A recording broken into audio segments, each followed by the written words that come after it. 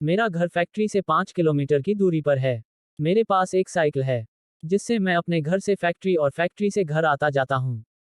एक दिन जब मैं फैक्ट्री से घर जा रहा था तो रास्ते में मुझे एक लड़की दिखाई दी और वह मुझे घूर घूर के देख रही थी। मैं उसे टालते हुए अपने घर की ओर निकल पड़ा। दूसरे दिन फिर वही लड़की मुझे उसी जगह पर दिखाई दी और वह मुझे फिर से घूरने लगी, फिर भी मैंने उसकी तरफ पलट के नहीं देखा और अपने घर की ओर निकल पड़ा। मैं उसके पास रुका भी नहीं क्योंकि मुझे उस लड़की से डर लग रहा था।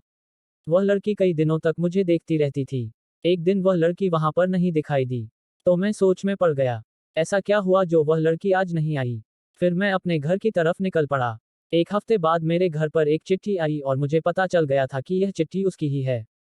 उसमें उसका नाम प्रीति लिखा हुआ था और उसमें से एक फोटो निकली थी जो कि उसी लड़की की थी। मैं चौंक गया कि उसे मेरा पता कैसे चला। उस चिट्ठी में लिखा हुआ था कि कल जब फैक्ट्री से निकलो तो जहां पर मैं खड़ी रहती हूं वहां पर मेरा इंतजार करना। उसके दूसरे दिन मैं वहां पर पहुंच गया तो वह लड़की वहां पर नहीं खड़ी थी। मैंने काफी इंतजार किया, फिर मैं अपने घर की तरफ चल दिया और तभी मुझे याद आया कि वो जो चिट्ठी आई थी उसमें उसका पता तो होगा। फिर मैं उसका पता पढ़कर उसके पते के अनुसार मैं उसके घर मिलने के लिए गया। दरवाजा खोलते ही एक आदमी आया और बोला कि क्या काम है, तो मैंने बोला कि मुझे प्रीति से मिलना है। तो उस आदमी ने बोला कि मैं उसका पापा हूं और प्रीति को मरे हुए 2 महीने हो चुके हैं। मेरे हाथ पांव कांपने लगे। मैं सोच में पड़ गया कि वह लड़की जो मुझे रास्ते में मिली थी और जिसने मुझे चिट्ठी भेजी थी वह कौन होगी। मुझे लगा कि वह उसकी आत्मा होगी। तभी प्रीति के पापा ने मुझे दिखाया कि देख लो, उसकी तस्वीर पर माला पड़ा हुआ था। तभी मैं भागकर अपने घर पहुंचा, फिर मैंने उस चिट्ठी को जला दिया और उस दिन के बाद से मैंने कभी भी अनजान लोगों से मिलना और बात करना बंद कर दिया। चौथे दिन खूब तेज बरसात होने लगा और आंधी आ गई थी। तब कबीर घर का दरवाजा खिड़की बंद कर दिया। उसी समय बिजली भी चली गई थी। घर में वापस साड़ी वाली औरत का आना जाना शुरू हो गया। कबीर डर से वापस खिड़की खोल दिया और बाहर देखा तो सभी के घर बिजली था, बस उसी के घर नहीं था। कबीर टॉर्च लेकर घर के नीचे पावर हाउस में गया तो उसके पीछे पीछे उसका कुत्ता भौंकते भौंकते आने लगा। कबीर जैसे पावर हाउस का दरवाजा खोला तो उसे वहां एक डेड बॉडी दिखाई दिया। कबीर डर गया और तुरंत वहां से भागा और अपने बेटे राज को लेकर घर के दरवाजा बंद करके घर से भागना शुरू किया। बारिश बहुत तेज बरस रही थी। कबीर अपने बेटे राज साथ बाहर भागते भागते कबीर का पैर एक खड्डे में अटक गया। राज कबीर को निकलना चाहा लेकिन कोई उसे खींच रहा था। राज खूब कोशिश किया, निकाल नहीं पाया। कोई राज और कुत्ते को लेकर घर गई और दरवाजा बंद कर दिया। कबीर को निकलने में 5 मिनट लगा। वह वापस घर में गया तो दरवाजा खुला था। कबीर राज और कुत्ते को खूब ढूंढा लेकिन उसे राज और कुत्ता कहीं भी नहीं दिखाई दिए। कबीर वही घर में रहने लगा। एक कस्टमर कबीर का लोन पास करने कबीर के घर आया था। वह तुरंत भागा वहां से। कबीर बाहर आकर पूछे, क्यों भाई आप बाहर क्यों आए? कस्टमर, आपके घर में एक औरत, एक लड़का और एक कुत्ता दिखाई दिया। एक मिमसपुर नाम का बड़ा सा गांव था। गांव के दक्षिण ओर खूब घना जंगल था। उसी जंगल में एक डरावना गुफा था जिसमें एक उड़ने वाला डायनासोर रहा करता था। डायनासोर के मुंह से आग निकलता था और वह खूब भयानक दिखाई देता था। वह डायनासोर हर महीने गांव में आता और बहुत से घरों को जलाकर राख करके जाता था। इसी प्रकार इस बार भी वह डायनासोर आया और ज्यादा गांवों को जलाकर राख कर दिया, जिससे गांव में बहुत बड़ा नुकसान हुआ। बहुत से खेत भी जला दिया था। सभी गांव वाले राजा के पास डायनासोर के बात को लेकर गए। राजा भी चाहता था कि डायनासोर को मारा जाए क्योंकि उसने बहुत सारा नुकसान कर चुका था। राजा ने सैनिकों को उस गुफा में लेकर गए। 12 सैनिक को तलवार लेकर गुफा के अंदर भेजे। 2 सैनिक डायनासोर पर जैसे चाकू मारा कि डायनासोर जाग गया और आग से जलाकर 12 सैनिकों को भस्म कर दिया। राजा निष्फल होकर वापस आ गए और मैं दरबार में हुक्म देते हैं, राजा, जो डायनासोर को मारेगा मैं उसे 10,000 सोने की मोहरे इनाम के रूप में दूंगा। आज मैं अपनी जिंदगी की वह बात आप सबसे कहने जा रहा हूं जिसे आज तक मैंने डर और खौफ के कारण सबसे छुपाया था। मेरा नाम एकलव्य पंत है और मैं आर्ट्स का विद्यार्थी हूँ। 7 साल पहले की बात बताने जा रहा हूँ। हमारा घर दिल्ली में पोपटवाड़ी में है। ठीक हमारे घर के सामने मटुमा नाम की एक डरावनी बुढ़िया रहती थी। वह बुढ़िया बच्चों को डराने, पेड़ पौधों को एसिड से जला देने और लोगों पर मैली विद्या का प्रयोग करने के लिए बदनाम थी। मटुमा के दोनों बेटे और उसकी बहुएं उसे छोड़कर अलग हो गए थे। मटुमा रात रात भर जागकर आग जलाकर पता नहीं क्या क्या मंत्र पढ़ती रहती थी। पूरे मोहल्ले में उसका आतंक था। कोई उसके मुंह नहीं लगता था। हम सब बच्चे तो उसके घर के पास भी भटकते नहीं थे। कभी कभी क्रिकेट खेलते वक्त गेंद चली जाए उसके घर पर तो गेंद वापस लाने सारे 8-10 बच्चे मिलकर ही उसके घर जाते थे।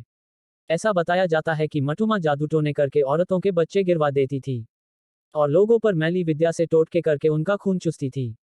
मोहल्ले में लोग उसके बारे में तरह तरह की बातें करते थे। एक दिन अचानक मेरी नींद सुबह में 6 बजे खुल गई। मुझे सिर फाड़ देने वाली बू आ रही थी।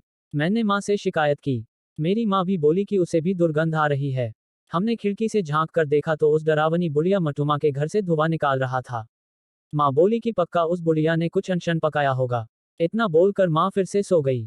थोड़ी देर बाद फिर से खिड़की से झांकने पर मुझे पता चला कि मटुमा उसके छज्जे पर बैठकर खून की उल्टियां कर रही है। मेरा दिल दहल गया। जो बुढ़िया ठीक से चल नहीं पाती वह छज्जे पर कैसे चढ़ गई और उसे खून की उल्टियां क्यों हो रही है, ये सोच सोचकर मैं तो चकराने लगा। मैं फौरन भागकर चौक में गया तो देखता हूँ मटुमा छत पर से मुझे ही घूर रही थी और उसने हाथ मेरी और करके मुझे अपने पास आने को कहा। मेरी तो पेंट गीली हो गई। मैं भागकर अपने घर में घुस गया और डर के मारे किसी से कुछ नहीं कहा और फिर से बिस्तर में घुसकर सो गया। मैं डर के मारे बुरी तरह कांप रहा था और खून उगलती मटुमा के बारे में सोचे जा रहा था। और परेशानी की बात तो ये थी कि दुर्गंध अभी भी आ रही थी। सुबह 10 बजे जब फिर से मेरी नींद खुली तो देखा मोहल्ले में लोगों की भीड़ जमा थी।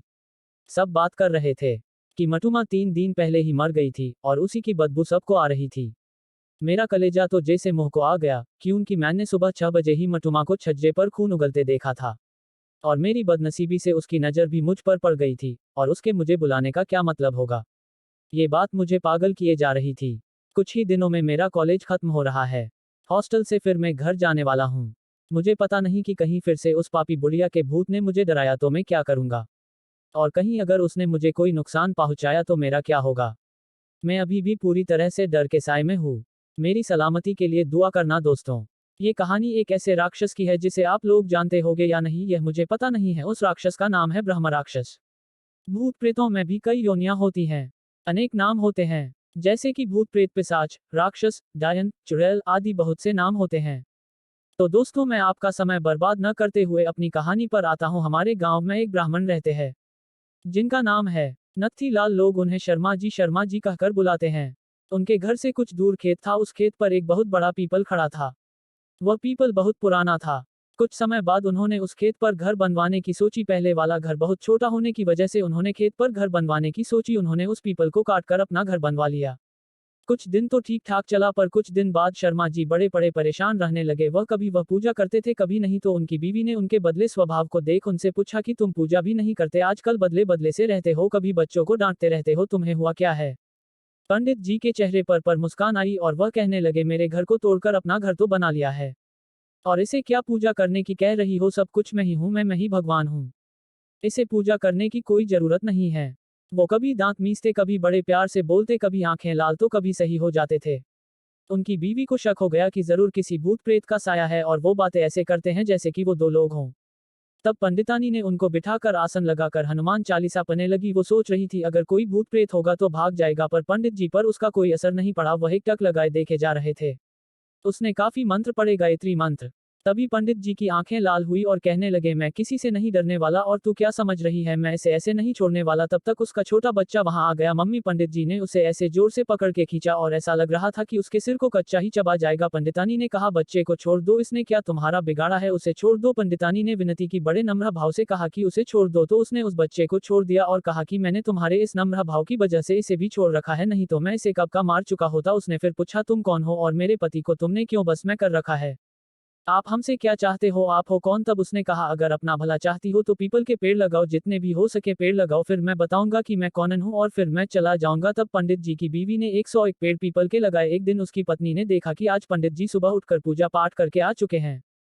तब पंडितानी से पंडित जी बोले, मैं तुम्हारे पति को आज छोड़ के जा रहा हूँ, तुम सदा सुखी रहो, तुम्हारे आचार विचार बहुत अच्छे हैं।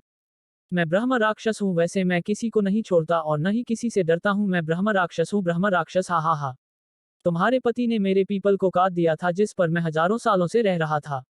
मुझे गुस्सा तो आया, पर मैं तुम्हारी अच्छाई के कारण मैंने इन्हें छोड़ दिया, जा रहा हूं तुम्हारे पति को छोड़कर। तब पंडित जी अचानक सही हो गए। तब पंडित जी की बीवी की आंखों से आंसू निकल पड़े। तो दोस्तों, अगर बुरे के साथ अगर तुम अगर अच्छा करोगे हो तो एक दिन वह भी अच्छा हो जाता है।